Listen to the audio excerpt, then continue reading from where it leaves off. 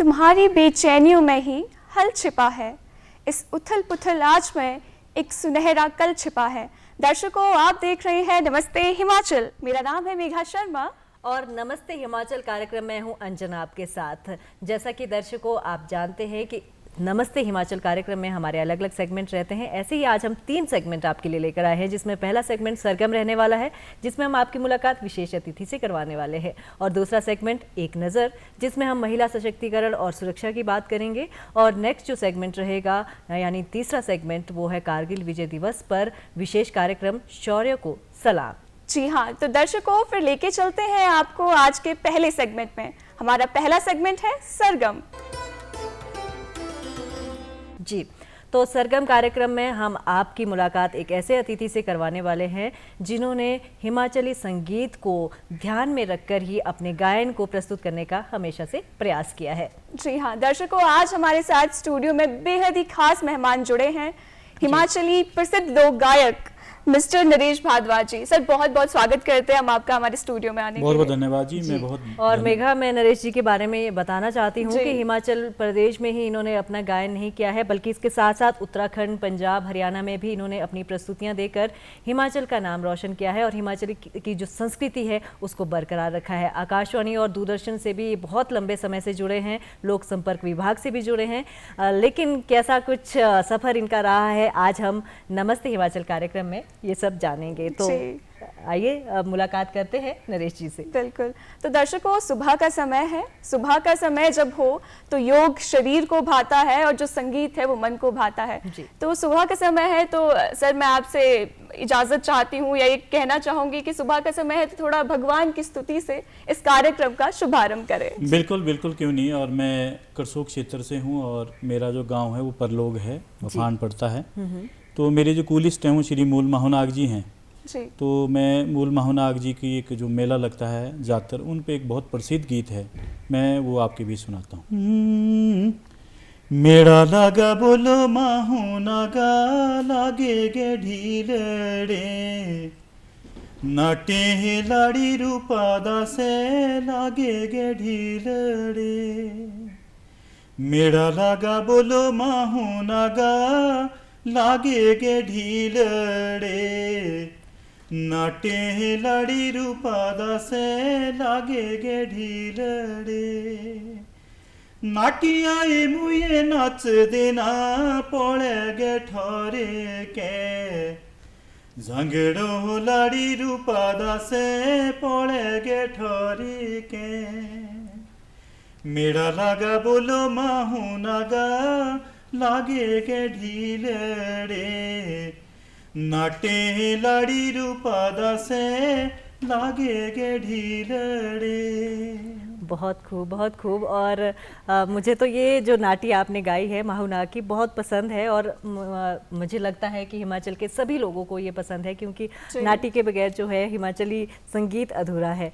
तो नरेश जी, इसके बाद आपसे ये जानना चाहते हैं कि कब से आपने संगीत के क्षेत्र में अपना कदम रखा और उसके बाद कैसा आपका सफ़र रहा? मैं लगभग 1998-99 से जो मैंने शुरुआत अपनी फोक इंडस्ट्री में की और लोकगीतों को मैंने गाया है। सबसे पहले शुरुआत जो दौर रहा, मैं पब्लिक रिलेशन डिपार्टमेंट में कैजुअल आर्टिस्ट रहा, जिससे मुझे पूरे हिमाचल प्रदेश में जाने का मौका मिला। और मैं दूरदर्शन से भी काफ़ी समय से जुड़ा हूँ, और जब हम कलाकारों के लिए एक प्लेटफॉर्म नहीं था तो दूरदर्शन ने हमारा बहुत साथ दिया और गांव-गांव तक हमारी आवाज़ को पहुंचाया है। जी। सर, आपने इतना लंबा सफ़र तय किया है, आप किस तरह से देखते हैं अपने अब तक के सफ़र को? बहुत ही अच्छा समय रहा, क्योंकि लोक संगीत हमारा जो हमने संस्कृति के लिए जो जब से काम करना शुरू किया, हम चाहते हैं कि और भी जितने भी कलाकार हैं वो भी इसी तरह से प्रयासरत हैं और कार्य कर रहे हैं। तो हिमाचल की जो संस्कृति है वो एक अपने आप में एक अपनी पहचान है और बहुत ही आनंदमय जो है संस्कृति है। और इसमें जो लोकगीत हैं और जितने भी हमारे 12 ज़िले हैं, हर क्षेत्र का अपना फोक है और वहाँ के जो आर्टिस्ट भी हैं अच्छा काम कर रहे हैं। जी। और जैसे आप हिमाचली लोक संस्कृति को बरकरार रखते हैं, जैसा हमने जाना आपके बारे में कि आप बहुत सारी जगह और भी पंजाब, हरियाणा या फिर उत्तराखंड में भी अपनी प्रस्तुतियां दे चुके हैं, दिल्ली तक आपकी आवाज़ गूंजी है, तो कैसा उनका रिस्पांस रहा, कैसा आपका उसमें एक्सपीरियंस रहा है? बहुत ही अच्छा, क्योंकि हमारे जो हिमाचल प्रदेश में बहुत सारे मेले होते हैं जो बहुत अंतर्राष्ट्रीय लेवल के भी होते हैं, जिला स्तर के भी होते हैं, हर स्तर के मेले यहाँ पे मनाए जाते हैं, त्यौहार मनाए जाते हैं, देवी देवताओं के जो मेले होते हैं, और इसमें लोगों की आस्था रहती है और हम उनके मनोरंजन करने के लिए जब वहाँ पे जाते हैं तो बहुत जगह हमने अपने जो कार्यक्रम देते आ रहे हैं जी। जैसे मंडी शिवरात्रि से हम शुरुआत करते हैं, तो एंड में जो है हमारा ये अपना रेणुका जी मेला पहुंचता है नवंबर तक।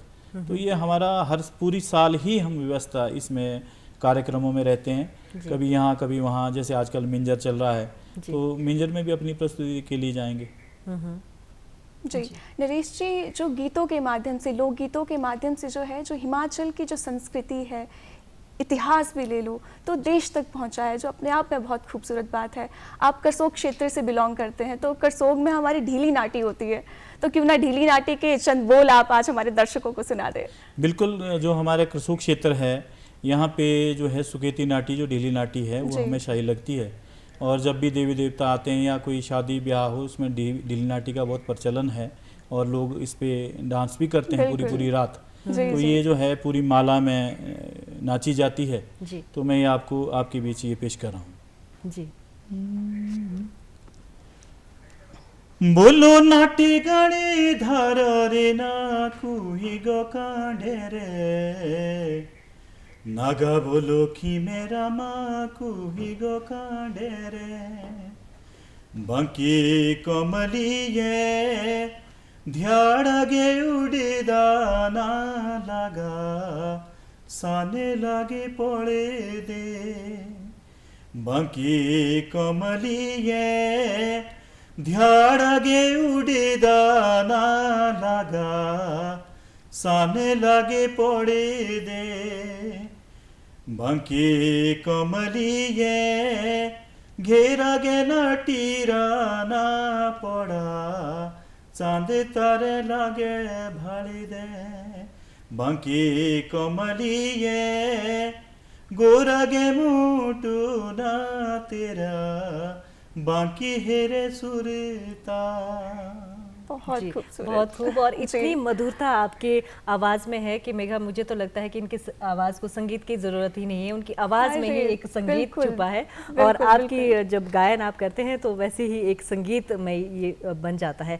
तो इसी के बारे में आपसे जानना चाहते हैं कि कितने रियाज की ज़रूरत होती है, कितने प्रैक्टिस करनी पड़ती है एक गायकी में आने के लिए, किन किन बातों का ध्यान रखना पड़ता है, क्योंकि सब कुछ आसानी से नहीं मिलता है, मेहनत सभी के पीछे होती है। बिल्कुल बिल्कुल, क्यों नहीं है, और रियाज तो आदमी को करना ही चाहिए। और मैं ये चाहता हूँ कि जो भी कलाकार आज की डेट में लोक संस्कृति के लिए काम कर रहे हैं वो रियाज करें, और रियाज के बगैर नहीं है अधूरा, आप लंबा समय नहीं काट सकते हैं जी। तो इसलिए रियाज बहुत ज़रूरी है ज़िंदगी के लिए और संगीत के लिए।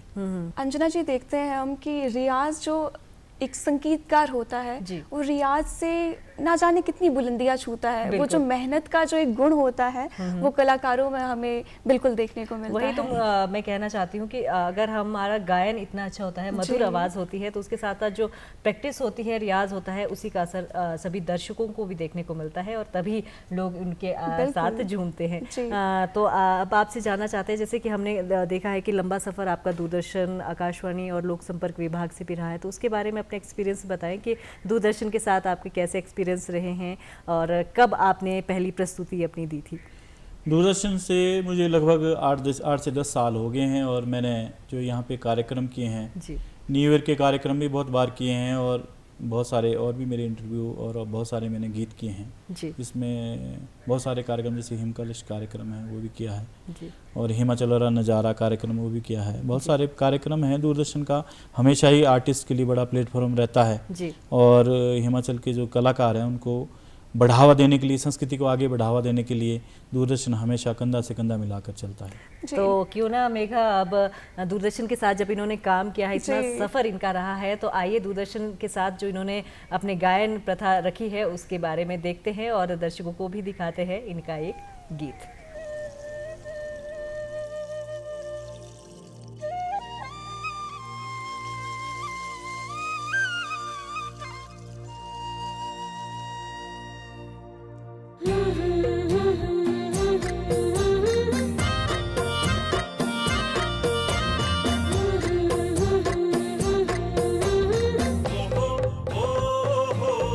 बड़ी भारी बांकी लगदी, बड़ी भारी बांकी लगदी सेवतिये तेरे माथे रे बींदे, बड़ी भारी बांकी लगदी।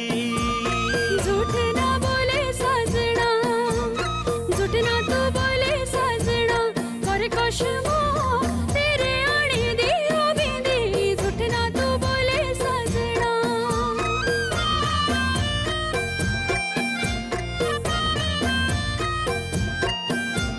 ला ला ला ला ला ला ला ला ला ला। सजी धजी चाली शिमले, सजी धजी चाली शिमले सेवतिये आमो साथ देगे नींदे, सजी धजी चाली शिमले। जिंदगी हो तेरे हाथों दी, जिंदगी हो तेरे हाथों दी, हो साजना ए बेलोए चाल जिंदगी, जिंदगी हो तेरे हाथों दी।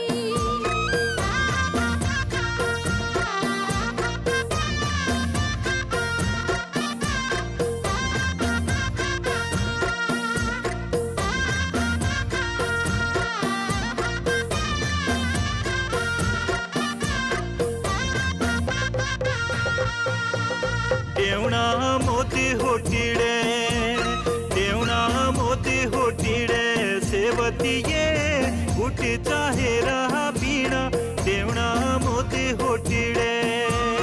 आँखी दो मिलो अखटी, आँखी दो मिलो अखटी, हो साजना बोल प्यारो राजीना, आँखी दो मिलो अखटी।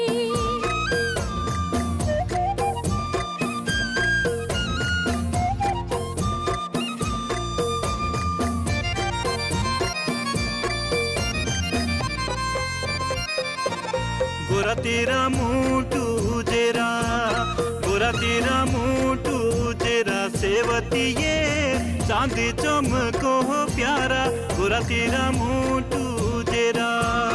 और कोरे बोले ओ तू, और कोरे बोले ओ तू, हो साजना कबे मिलना हमारा, और कोरे बोले ओ तू।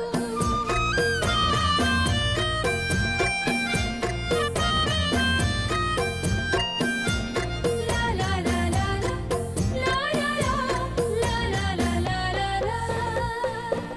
बस दे नहीं बेच दे, बस दे नहीं बेच दे सेवतिये लौता खे अधिकारा, बस दे नहीं बेच दे।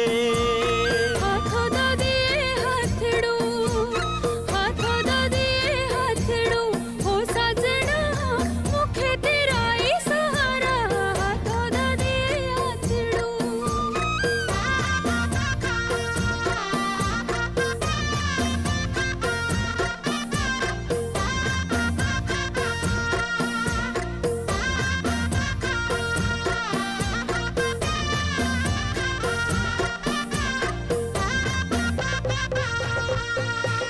प्यारो रे फूल खिलोले, प्यारो रे फूल खिलोले सेवतिये लाल पीउड़े हैं नीले, प्यारो रे फूल खिलोले।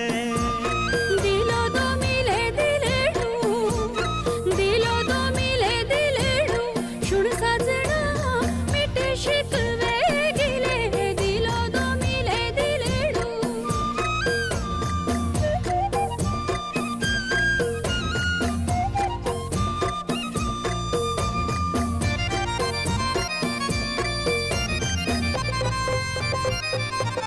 मठ जे बणो कुटिया, मठ जे बणो कुटिया पर धार दे घर बसोला हमारा, मठ जे बणो कुटिया, मठ जे बणो कुटिया पर धार दे घर बसोला। भारी भारी बांकी लग दी। अंजना जी मजा आ गया सुन के, कितना खूबसूरत गाना और है। सुबह की जो ये संगीतमय शुरुआत है ना, वो एक एनर्जी जो है वो सुबह दर्शकों को मिल चुकी है और हमारे दर्शक महसूस कर रहे होंगे।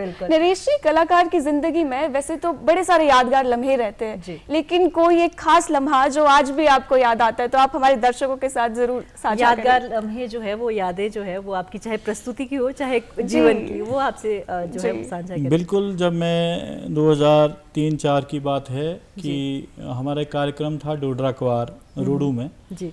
तो पब्लिक रिलेशन डिपार्टमेंट में बहुत सारे आर्टिस्ट जो हम तो कैजुअल थे, तो हमें कहा गया कि भी आपको हम हेलीकॉप्टर में वहाँ घुमाने ले जाएंगे और वहाँ कार्यक्रम होगा, लेकिन किसी परिस्थिति के साथ हम वहाँ नहीं जा पाए और पैदल ही हम 2 दिन तक चलते रहे। उसके बाद 7 दिन का हमारा वहाँ टूर रहा। बड़ी यादें हमारी उस टूर से जुड़ी रही और ये था वो टूर हमारा। कहीं ना कहीं ये जो लम्हे होते हैं ना आज के समय में हमें देखने को नहीं मिलते हैं, पैदल चलना या फिर अपनों के साथ समय बिताना, और ये यादें हैं जो हम समेट बिल्कुल। उस टाइम रोड की सुविधा वहाँ नहीं थी, अब तो चलो रोड भी है।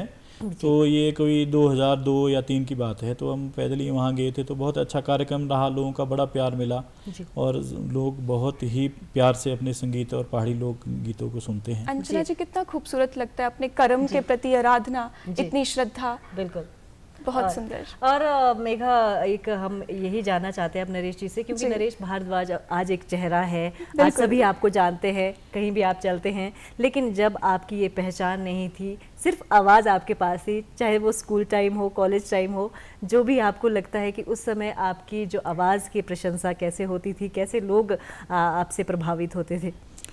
देखिए, ये तो 2000 के बाद जो है हम ऑडियो और वीडियो में आए और वीडियो के माध्यम से भी एक पहले ऑडियो कैसेट्स का वो ज़माना था, तो उसके बाद सीडी का दौर आया और तो उसके बाद पेन ड्राइव आया, अब यूट्यूब का ज़माना है। हमने बहुत ये 4 दौर देख लिए हैं और 4 दौर से हम अपना जो कार्यक्रम कर रहे हैं, क्योंकि हमेशा जो है परिस्थितियों के साथ परिस्थितियां बदलती रही और आज की एक दूरदर्शन एक माध्यम था कि दूरदर्शन के ऊपर जो कलाकार आते थे, जिसमें जैसे बहुत बड़े बड़े कलाकार कन्हैया राणा जी, कुलदीप शर्मा जी और भी बहुत सारे कलाकार, जो जब भी हम देखते थे तो हमें लगता था कि भी हम भी कभी दूरदर्शन में जाएंगे, हमारा भी वहाँ कार्यक्रम होगा। तो गांव-गांव तक जो है हमारी कलाकारों की आवाज़ पहुँचनी शुरू हुई। जी नरेश जी, जैसे आपने बताया कि एक तो आपका सफ़र बेहद लंबा है और आपने डिफरेंट पड़ाव पार किए हैं। जैसे आपने कहा कि पहले कैसेट चलती थी, अब यूट्यूब का ज़माना है, तो आप किस तरह से देखते हैं कि जब आपने गाना शुरू किया था उस समय क्या क्या परिस्थितियाँ थी और आज किस तरह से आप परिवर्तन देखते हैं? बिल्कुल, उस टाइम तो रेडियो ही सुनने को मिलता था या दूरदर्शन भी को भी, क्योंकि टीवी का भी कम ज़माना था, बहुत कम लोगों के पास टीवी हुआ करते थे। तो अब जब टीवी आया तो लोग सबसे पहले दूरदर्शन को ही देखा है, बाद में और चैनल भी आए होंगे, लेकिन दूरदर्शन एक माध्यम था जिन्होंने हमारे कार्यक्रम को काफ़ी बढ़ावा दिया और भी जितने भी कलाकार हैं जो पुराने टाइम से इसमें दूरदर्शन में गा रहे हैं या अपनी प्रस्तुति देते हैं, उनको हमेशा बढ़ावा मिला है और गांव-गांव तक इनकी गूंज पहुंची है। जी, ये जो चेंज है समय के साथ, जैसे कि आपने अभी कहा कि हमने वो दौर भी देखा है जब सिर्फ आवाज़ आपकी लोगों तक पहुंचती थी, आज चेहरा भी आपका पहुंचता है, आज सुविधाएं ज़्यादा हो गई है, लेकिन ये जो समय के साथ बदलाव है उसको आप किस तरह लेते हैं? क्योंकि पॉजिटिव नेगेटिव सभी चीज़ों के होते हैं, तो आपको क्या इसमें महसूस आप करते हैं? नहीं, ज़रूरी है, समय के साथ ये जो हो रहा है बहुत ठीक है और अब ये दूरदर्शन भी 24 घंटे का हो गया है, तो बहुत अच्छा है कि ज़्यादा से ज़्यादा कलाकारों को इसमें मौका मिलेगा और मैं ही नहीं, मेरे और साथी भी पूरे प्रदेश से कलाकार आएंगे और अपनी जो प्रस्तुति देंगे, लोगों को अपना संगीत, अपने क्षेत्र का लोकगीत सुनने को मिलेंगे। और हमारा प्रयास रहता है कि भी हम भी कोशिश करते हैं कि हम अपने गीतों के माध्यम से अच्छी संस्कृति को परोसें। इस तरह का हमारा जी।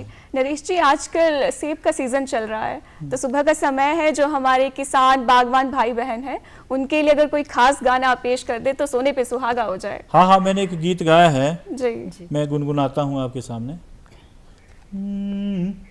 सेवारा लागा सीजने लागे सेवारे न दाणे, दिल प्यारी कांचिए लागे सेवारे न दाणे, एको बोलो ले कांचिए एको बोलो तेरे नावे, दिल प्यारी कांचिए एखो बोलो तेरे नामे काम करोले पांगणे डेरा तेरा बिच ग्रामे दिल प्यारी कांचिए डेरा तेरा बिच ग्रामे बिल्कुल। और ये गीत सेवार लागा सीजन लागे सेवारे न दाणे दिल प्यारी कांचिए लागे सेवारे न दाणे।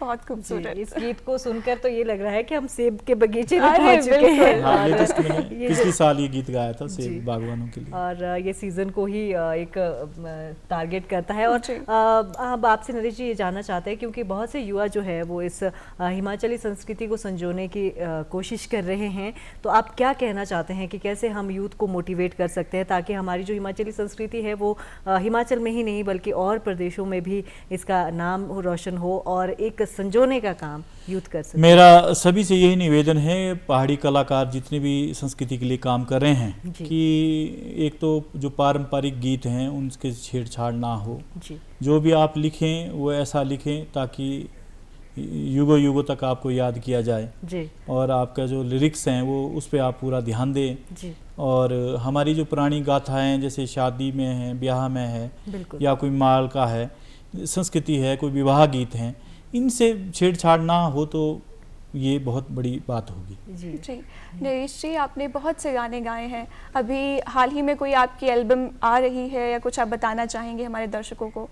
हाँ, मैंने एक किया है ऑडियो, जी और बहुत जल्दी ही वो मार्केट में होगा, तो अभी मैं उसके गीत आपको सुनाऊंगा। जी। और इसी के साथ नरेश जी, आपका एक प्रोडक्शन हाउस भी है, उसके बारे में भी हमारे दर्शकों को थोड़ा बताएं। हाँ, मैं कोशिश की है शिमला फोक म्यूज़िक के माध्यम से कि मैं उसमें बहुत सारे गीत करूं, अभी शुरुआती है, जी तो कोशिश करूंगा कि नए कलाकारों को भी उसमें मौका दिया जाए। जी बिल्कुल, यही आपसे जानना चाहते थे, क्योंकि कहीं ना कहीं आप लोग अगर नए कलाकारों को मौका देंगे और उन्हें अपने संरक्षण में लेंगे, तो ये जो आप हिमाचली संस्कृति की बात कर रहे हैं, चाहे वो जी। विवाह गीत हो या फिर हमारे पुराने पारंपरिक गीत हो, उन्हें संजोने के लिए आप उनकी मदद भी कर सकते हैं। जो चीज़ें उन्हें नहीं पता है उन्हें आप सिखा भी सकते हैं। बिल्कुल जी। और साथ ही साथ आगे जो आपके हम अभी पढ़ने को आपके बारे में मिले मौका कि एक मूवी थी जो कि पहाड़ी संस्कृति पर ही बनी थी, हिमाचली मूवी, उसमें आपने वॉइस भी दी है, उसके बारे में भी आपसे जानना चाहते हैं। हाँ, एक मूवी आई थी मशान फिल्म, मशान के नाम से था, क्योंकि हमारे जो अपर शिमला में एक जैसे एक जगह है जहाँ पे मशानियों को जगाया जाता है, बिल्कुल बिल्कुल। तो वो उस पे वो एक फ़िल्म थी, उसमें मुझे गाने का मौका मिला, उसका एक सॉन्ग मैंने गाया था मशान फिल्म का। जी तो वो मशान फिल्म थी, तो बहुत ही बढ़िया मूवी थी, उसमें काफ़ी डरावनी हॉरर मूवी थी वो, जी जी तो मुझे भी उसमें गाने का मौका मिला था। जी जी। नरेश जी, आपने एक बहुत ही खूबसूरत गाना गाया है जिसमें एक माँ और उसके बच्चे के साथ जो प्यार है उसको दिखाया गया है, जी। तो प्लीज़ आप वो हमारे दर्शकों के लिए प्रस्तुत कर दें। हाँ, वो गीत है कि माँ और बेटे का उसमें संवाद है, जी। मैंने भी गाया है काफ़ी बार उसको, और स्टेजों पे भी मैं गाता रहा हूँ उसको। जी ताता ताता खिचड़ू चाणगे मेरी ये आमिये गुठी दे डूबदा घियो गुठी दे डूबदा ओए घियोगे मेरी ये आमिये गुठी दे डूबदा घियो कल डेहुना मंडी रे बानेगे मेरी ये आमिये तेती भी ना लगना जियो। इस तरह का बहुत खूब, बहुत क्योंकि ये कहीं ना खूबसूरत। कहीं मुझे लगता है जैसे आज के समय में बच्चे जो भूल चुके हैं कि घी और खिचड़ी खाना जी। ये याद दिलाता है, और कहीं ना कहीं बच्चों को जो माँ के प्रति प्रेम है और उनके खाने के प्रति प्रेम है वो दर्शाता है। बिल्कुल, बिल्कुल। तो आप किस तरह के पारंपरिक भोजन जो है वो पसंद करते हैं, क्योंकि मंडी में भी अलग अलग तरह के पकवान बनते हैं, तो आपसे ये जानना चाहते नहीं, हैं। हमारी जो धाम है वो बहुत पसंदीदा है मेरी, जी। और जो उसमें दूल्हे माँ की जो दाल बनती है वो बहुत ही पसंद है, इसलिए मेरा थोड़ा मोटापे का भी कारण है। जी जी। और अब तो थोड़ा मैंने कम कर लिया है, अब तो बहुत ही अच्छा बनता है हमारा पकवान जी सुगेती धाम।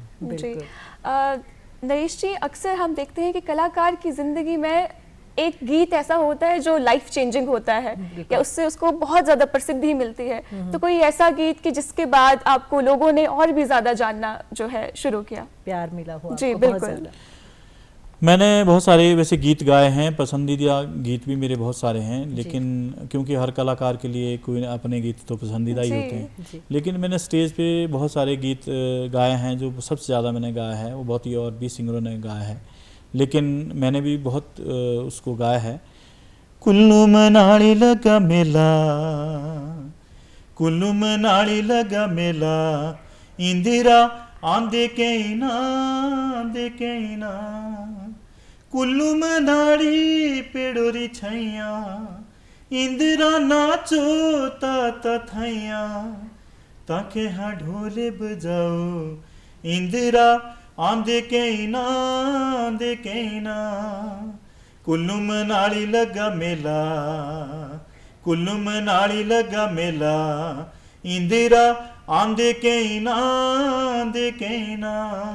बेहद खूबसूरत। अंजना जी, ये गीत ऐसा है कि स्कूल कॉलेज में अगर नाटी की हो तो ये गाना तो जरूर ही बजता है और उस पर डांस बड़ा झूम के होता है। ये मैं यही कहना चाहती थी कि हम लोगों ने बहुत ये एंजॉय किया है गीत, और ये भी जानना चाहते हैं क्योंकि हिमाचल के जो मेले त्यौहार है वो यहाँ की पहचान है, और उसमें चार चांद जो लगाते हैं वो है हिमाचली लोकगीत। तो कैसा महसूस आप करते हैं जब आपको हिमाचल के या अंतर्राष्ट्रीय स्तर के जो मेले त्यौहार होते हैं उसमें लोगों का प्यार आपको मिलता है और नाटी को वो इतना ज़्यादा पसंद करते हैं? बिल्कुल, नाटी को हमेशा ही लोग बहुत अप्रिशिएट करते हैं, क्योंकि जो पहाड़ी लोक गीत हैं जो गाते हैं कलाकार, अब तो हिमाचल प्रदेश में जो है हिमाचली नाइट्स के नाम से भी कार्यक्रम होते हैं जी, और हिमाचल के कलाकारों को भी स्टार कलाकार के रूप में बहुत बार बहुत सारी स्टेजों पे कहीं ना कहीं पक्का ही मौका मिलता है। तो उसमें जो कलाकार हैं बहुत अच्छी प्रस्तुति देते हैं, जैसे लोकगीत जो पुराने गीत हैं उनको वो गाते हैं तो अच्छा लगता है जी। तो मेघा और नरेश जी से भी इजाज़त चाहते हैं कि एक और जो गाना दूरदर्शन के लिए आपने एल्बम एक बनाई है उसको एक बार फिर से दर्शकों तक पहुंचाते हैं।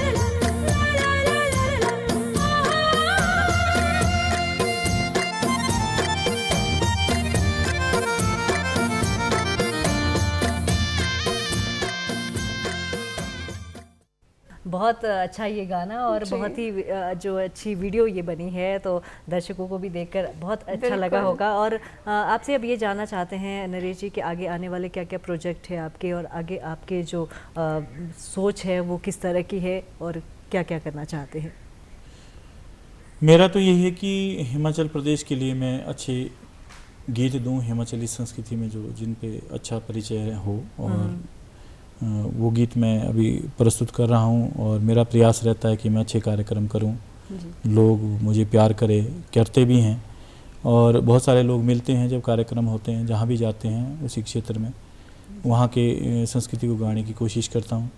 तो ऑडियो और वीडियो के माध्यम से भी अभी हम और प्रोजेक्ट कर रहे हैं जो बहुत जल्दी ही दर्शकों के बीच होंगे। जी जी नरेश जी, एक समय था जब लोग चुनिंदा कलाकारों को जानते थे, एक आज का दौर है जब यूट्यूब का ज़माना है, सोशल मीडिया का ज़माना है, बहुत से नए कलाकार, नए बच्चे इस इंडस्ट्री में आ रहे हैं, तो आप उनको क्या संदेश देना चाहेंगे कि उनको किन बातों का ख्याल रखना ज़रूरी है? मैं तो सबसे पहले यही कहना चाहूँगा कि वो आए, रियाज करें और हमारे जो गीत हैं उनके साथ छेड़छाड़ ना करें, अच्छा लिखें, लोगों के लिए अच्छा ही कार्यक्रम करें और जो भी गीत लिखें उसमें हिमाचल दर्शन जरूर हो और अच्छी सोच के साथ उसमें कार्य करें। बिल्कुल। और नरेश जी, अब आपके कुछ एक्सपीरियंस हम जानना चाहते हैं कि सबसे पहले हिमाचल से बाहर आपने कब प्रस्तुति दी और उसका आपका कैसा एक्सपीरियंस रहा? हिमाचल से बाहर मुझे कई बार उत्तराखंड में, क्योंकि उत्तराखंड और हिमाचल की संस्कृति काफ़ी मिलती है, मैं उत्तराखंड में मैंने बहुत सारे कार्यक्रम किए हैं जिसमें लखवाड़ है, ऑटम फेस्टिवल होता है एक अपना मसूरी का, वो मैंने किया है, और अपना विरासत कार्यक्रम एक देहरादून में होता है उसमें मुझे मौका मिला है, लाखा मंडल में कार्यक्रम होता है वहाँ मुझे जाने का मौका मिला है। बहुत सारे लोगों का बहुत प्यार मिलता है और मैं चाहता हूँ कि जैसा प्यार मुझ पे आप सभी का है और सभी के लिए वैसा ही प्यार मिलता रहे। जी।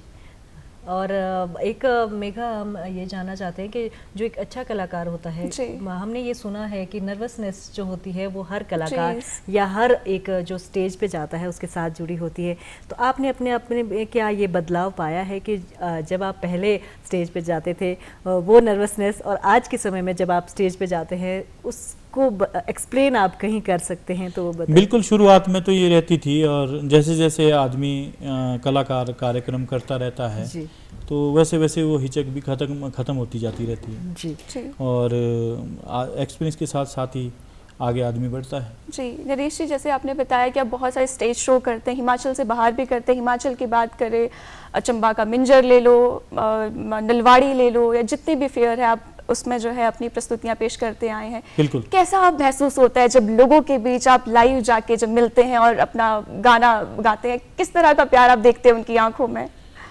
बहुत ही आनंद आता है क्योंकि हिमाचल की संस्कृति को बहुत सारे लोग, जब से ये ज़्यादातर लोग देखना शुरू करते हैं तो कार्यक्रमों में भी अपने पसंदीदा कलाकार को लोग सुनना चाहते हैं।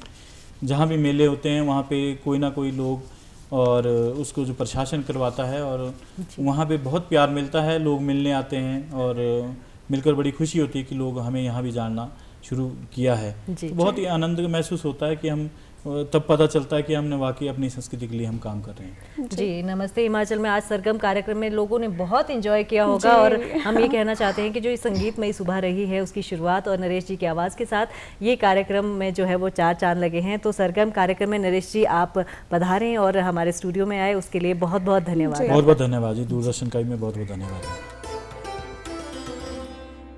हिमाचल की बात करते हैं कि कारगिल विजय दिवस की बात करते हैं तो एक नाम जो है एकाएक जहन में आता है, वो आता है शहीद कैप्टन विक्रम बत्रा। नमस्ते हिमाचल यूं ही जारी रहेगा क्योंकि हमारा नेक्स्ट सेगमेंट आप देखने वाले हैं शौर्य को सलाम। बहरहाल हमें इजाज़त दीजिए और आप यूं ही बने रहिए दूरदर्शन हिमाचल और नमस्ते हिमाचल के साथ।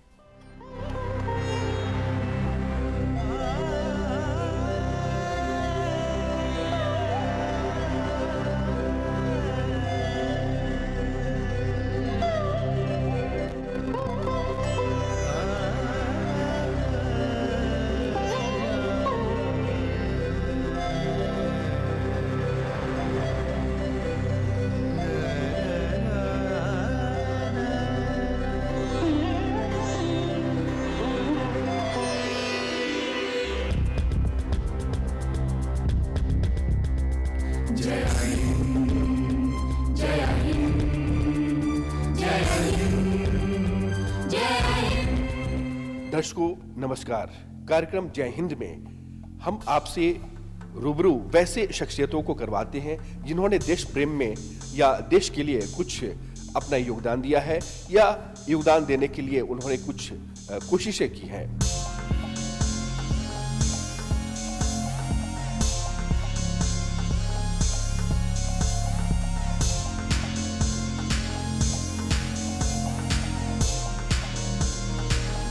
करगिल युद्ध के दौरान कैप्टन विक्रम बत्रा ने न सिर्फ अपने प्राणों की आहुति दी बल्कि एक शहीद होने की एक अलग परिभाषा गढ़ने की कोशिश भी की। ऐ मेरी ज़मीं अफसोस नहीं जो तेरे लिए सौ दर्द सहे, महफूज रहे तेरी आन सदा चाहे जान मेरी ये रहे ना रहे। मेरी ज़मीं महबूब में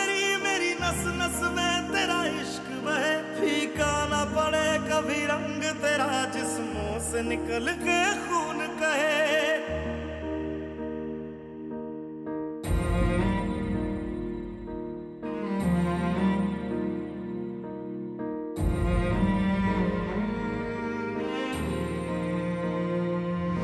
हमारे बीच मौजूद है Shri GL Batra, captain Vikram Batra, PVC-P यानी अमर शहीद विक्रम बत्रा के पिताजी।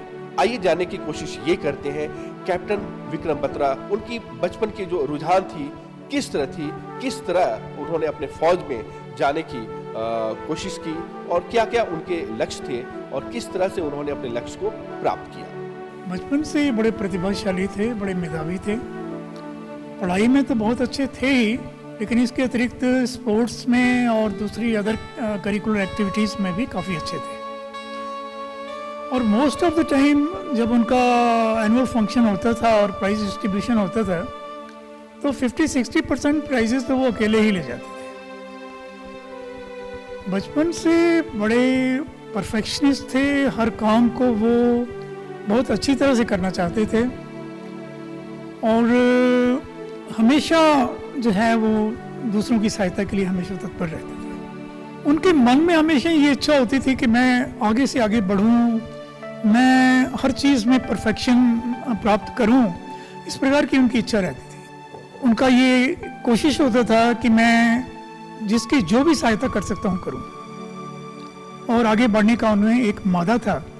जब कैप्टन बत्रा पे मैं रिसर्च कर रहा था तो मुझे जानकारी मिली कि इन्होंने एनसीसी की सी सर्टिफिकेट भी इन्होंने क्वालिफाई किया था, आरडी कैंप भी इन्होंने रिपब्लिक डे पे अटेंड किया, साथ ही साथ मर्चेंट नेवी भी इन्होंने क्वालिफाई की थी। उसके बाद फिर इंडियन आर्मी में जाना।